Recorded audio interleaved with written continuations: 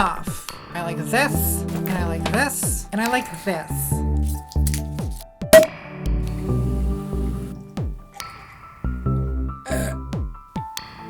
I like stuff, and I want more stuff. My child, hearken to my voice. It is I, Socrates. Oh no. What do you want? I haven't seen you at the symposium of late. Well, yeah, because you kind of hate women, and it was getting me down. My child, without my guidance, you have become a slave to mere appetite. Have you forgotten what I've taught you about the true meaning of happiness, the rational contemplation of truth and justice? Look, I tried that, and honestly, I don't think it's really my thing. I'm a dum-dum, and I like shiny things. Ah, but my child, these are pleasures for the pigs. Happiness can only be acquired through the contemplation of beauty itself, perfectly exemplified in the supple bodies of young boys. Okay, thank you for your feedback. We'll take that into consideration. Ugh, Greeks. Look, we all have wants, needs, desires, and we all want happiness. But happiness, what does that word even mean? I'm just a dum-dum who likes shiny things, and these are questions really better left to the philosophers, which is why I'm not going to present my original ideas in this video. Instead, I will be interpreting one of the most influential works of anti-capitalist philosophy ever produced, a series in multiple volumes that examines deeply the concept of the fetishism of the commodity. I am, of course, talking about Worth It, a series on BuzzFeed Video about 3 men who are younger than me, who travel the world and try different foods that cost different amounts of money, and then say whether it was worth it. In each episode, they taste a type of food at 3 different restaurants at 3 drastically different price points to find out which one is the most worth it. For example, they compare a $2 pizza to a $2,000 pizza that's made of gold, and a $1 ice cream to a $1,000 ice cream that's made of gold, and a $1 bagel to a $1,000 bagel that's made of gold. It is a lot of gold. What do I do with the gold on my fingers? A ganjapreneur. Now, to the untrained eye, Worth It may seem like insipid YouTube click fodder, but we intellectuals, well, we have a taste for insights that penetrate a little deeper. We like to take it all in. The Worth It boys, Andrew, Adam, Steven, these are not mere content creators, mere actors, dancing monkeys performing for ad revenue. They're philosophers, spiritual leaders even, and what they've accomplished on YouTube quite honestly far surpasses the combined insights of Marx, Engels, Lenin, Sartre, Trotsky, Luxemburg, Gramsci, Lukács, Zarathustra, and even our dear bread mom Kropotkin. I've of course read each of these great thinkers' complete works many times, but I always come away dissatisfied, and I find myself returning yet again to the unparalleled masterworks of Andrew, Adam, and Steve. See, each episode of Worth It poses to the viewer a fundamental question. Is it worth it? We may never know. Take, for instance, the case of the $2 pizza versus the $2,000 gold pizza. Which is the better deal? I mean, how would we even begin to answer such a perplexing riddle? Well, according to Karl Marx, the value of a commodity must be understood in 2 ways. On the one hand, there's the use value, the commodity's capacity to satisfy some human need. And on the other hand, there is the exchange value, the quantity determining the ratio by which a commodity is exchangeable with every other commodity, deriving from objectified labor over time and expressed in terms of price. But let's not oversimplify things. Clearly, Andrew, Adam, and Steve are inviting us, the viewers of Worth It, to understand the use-value-exchange value dichotomy not as a mere hierarchical binary, but as a sort of Deleuzian rhizome, a non-arborescent multiplicity with as many sinuous interconnections as the truffles on the pizza itself. Am I making myself clear? I'm not. It's almost as if the philosophers are simply burdening me with jargon and not actually helping me think through this any better. So let's throw philosophy in the trash and start over from the beginning. Fuck this!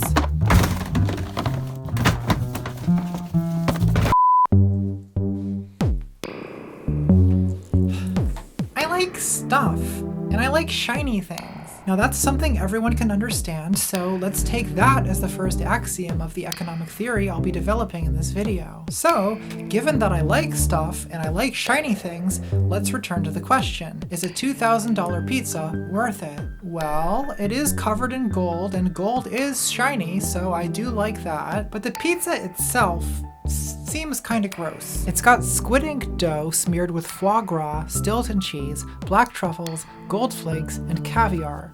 These flavors are overwhelming and they don't make any sense together. The only thing they have in common is being really expensive. It's like the culinary equivalent of Donald Trump's apartment. But Andrew and Steven sit there with New York's financial district for a backdrop, and they try to pretend that the pizza doesn't taste like golden shit. I'm honestly speechless. I feel weird. Is it the gold? I just paid $250. I feel kind of like I'm committing a crime. And that's what $1,250 looks like.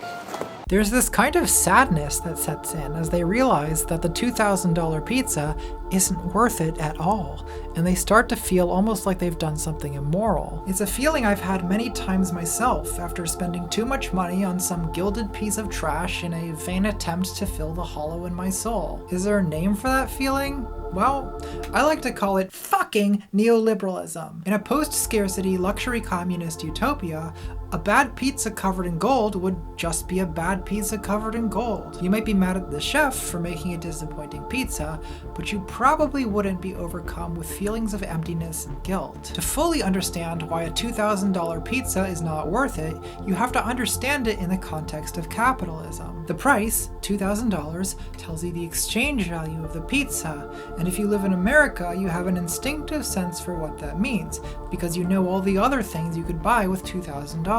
For a lot of people, $2,000 would buy a few months of food, or healthcare, or golden nails. And there's a lot of families who sit around the kitchen table every evening worrying about how they're going to afford golden nails. And it's that awareness that makes the shitty $2,000 pizza seem not just aesthetically disappointing, but almost obscene or even immoral. But of course, to call it immoral is actually to misidentify the real problem. So it's not like those shitty YouTube comments that go, "Pizzas in Africa could have eaten those children, how dare you?" Because the problem isn't that Andrew, Adam, and Steven are bad people for buying an expensive flatbread smeared with gilded cream cheese. The problem is our economy fundamentally operates in a way that makes inevitable these repulsive juxtapositions of scarcity and abundance. That's why I don't really agree with the philosopher Peter Singer, who has this idea that many of the world's problems could be solved if privileged American college students would just become hedge fund managers and donate most of their income to buying mosquito nets in the Congo. I mean, sure, that would probably help with certain situations,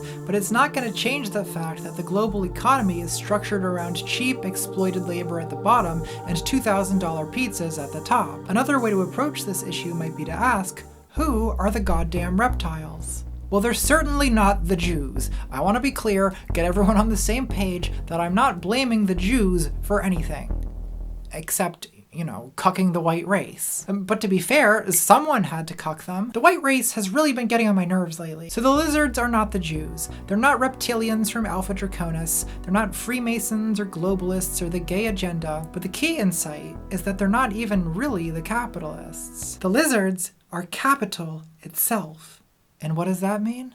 Well, I don't know, but it does make me sound like I've read a lot of Marx, doesn't it? What I'm trying to say is that the problems with our economy are not just the product of greed or some other personal moral defect of the wealthy. Of course, some capitalists are terrible people, but some probably aren't. And either way, the virtues or vices of the rich are sort of beside the point. So the real point of the golden pizza is that it's emblematic of the fact that the extreme economic inequalities of our society are laughably unjustifiable. If I were to translate the meaning of the golden pizza into an argument, it would go something like this. Capitalism as we know it is a defective economic system because, although it's good at creating large amounts of wealth, it distributes that wealth in an incredibly inefficient way, where efficiency is understood not as the capacity to maximize total wealth, but as the capacity to maximize human happiness. Now I need to explain what I mean about happiness. Here's a question. Should the economy serve humanity, or should humanity serve the economy? It seems obvious to me that the economy should serve humanity. So what I look for in a good economic system is that it produces the most happiness for the people who are a part of it. So if you're willing to go along with this, the first question we should ask is, Does having more wealth make people happier? And we actually have data about that, at least within the context of our own economic system. And the data shows that more income does lead to more happiness up to a certain point, but the happiness benefit of increased income plateaus somewhere between $65,000 and $95,000 a year. One interpretation of the reason why happiness increases up to the threshold is that at lower income levels, more income means less stress about paying rent or mortgages or medical bills or college tuition. But once you pass the threshold, more income basically just translates into more disappointing golden pizzas. If that interpretation is correct, then the current income distribution seems really irrational, at least if the goal is to maximize happiness. The income distribution in the United States is skewed toward the upper extreme, so that the national mean income is around $72,000, right in the plateau zone, but the national median income is around $59,000, significantly below it. Furthermore, 1% of the population are making more than $389,000 a year, several times the peak happiness threshold. So at least to my naive eyes, what it looks like is that millions of people in this country don't have enough money to securely afford food, housing, education, and healthcare, while a few million others are like constantly gorging themselves on golden pizzas or something. But I'm guessing it's even worse than that, because it's not just that some people don't have enough money to meet all of their needs, it's that they have to be poor while other people are rich. And since people compare themselves to others, that leads to all kinds of additional anxieties and resentments and social tensions. There's a study of capuchin monkeys that shows if you reward one monkey for a task with a delicious grape and a monkey in the adjacent cage with a shitty cucumber, the monkey who gets the cucumber loses his shit. And if you do this to humans for long enough,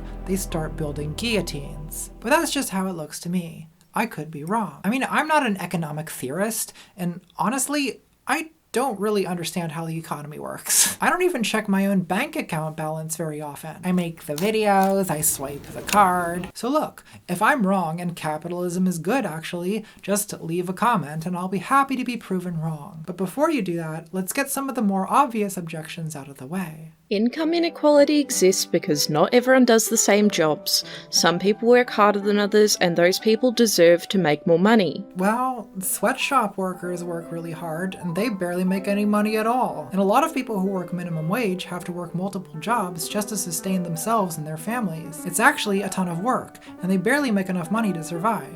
But minimum wage workers are unskilled workers. Why would anyone become an innovator or medical researcher if they could make a good living as a janitor? Well, janitorial work is pretty important actually. Someone has to cook and clean, and I think people who do such necessary work deserve a decent living. But I also think a lot of people would find janitorial work boring, and I think that the kind of personality that likes to innovate and invent often isn't driven mainly by profit anyway. Jonas Salk never patented his polio vaccine, even though he could have made millions of dollars from it, because he just cared about humanity, and he was driven by a purpose beyond personal profit. In fact, a lot of great historical scientists were upper-class people who didn't need to work for a living at all, and were just driven by their own passion and curiosity. So let me get this straight. You criticize capitalism, and yet you yourself make money on the internet. Hypocrite much? A few years ago, I was a broke philosophy graduate student, and when I criticized capitalism then, people used to say, "Why don't you stop whining and get a real job and earn a living?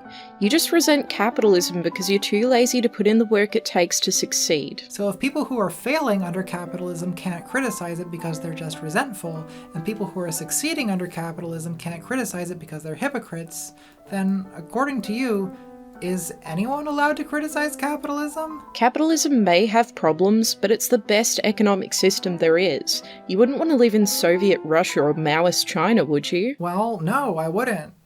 Hello, I'm Tatiana Tankikova. I'm here to defend Stalin. Fuck off! Do svidaniya, fascist. So, granted, a lot of past communist regimes were shitty, but that doesn't mean that the current system is the best and final system for all time. My approach to this topic is not to try to resurrect Soviet communism or anything like that, but rather to identify problems with the current system that seem to cause unhappiness and instability. Okay, but I like stuff. I like stuff too.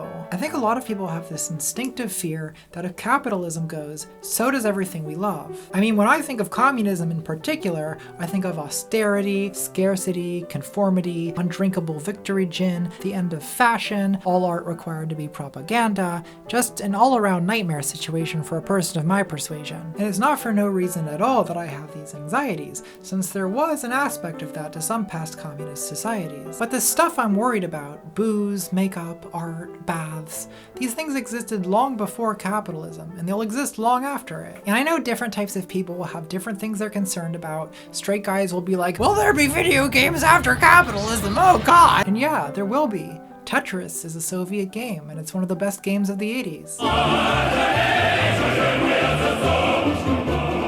Some of the stuff we like could probably even be improved if it were liberated from capitalist pressures. I mean, look what capitalism and the pressure to turn a profit has done to movies. The last time I was reading the only book I've ever read, Ways of Seeing by John Berger, I noticed this description of glamour in the context of advertising. Its promise is not of pleasure, but of happiness. Happiness as judged from the outside by others.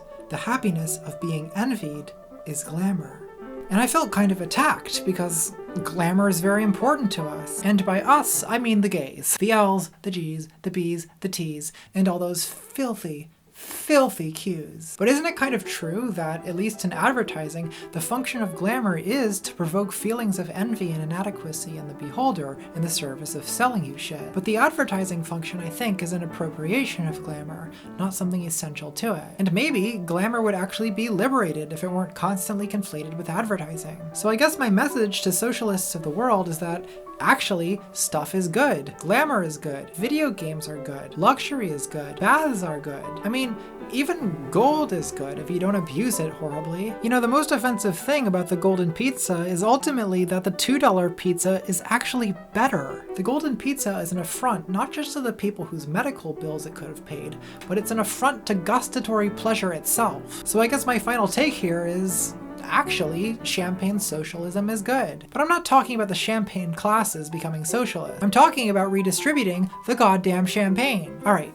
now that I've gotten these objections out of the way, I'm finally ready to get started. Part 1, which you've all been waiting for. How to end capitalism once and for all. Well, I don't know. Who do you people think I am? I'm a socially conscious YouTube entertainer, not transsexual Gandhi. I mean, according to Marxism, we can't just start the revolution whenever we feel like it. Capitalism has to fail, and that'll bring about the conditions that make revolution inevitable. So I guess we just try to relax and wait for that to happen. I'm sure it's bound to happen any day now.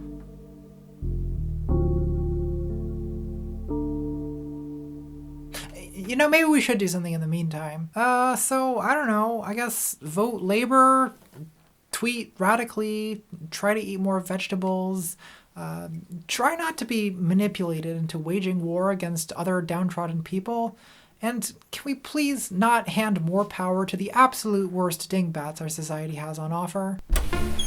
No voting, smashing. Well, you know what? Since she's the one with the plan, apparently, I guess just do whatever she says. Tabby, why don't you go take a bath? Meow.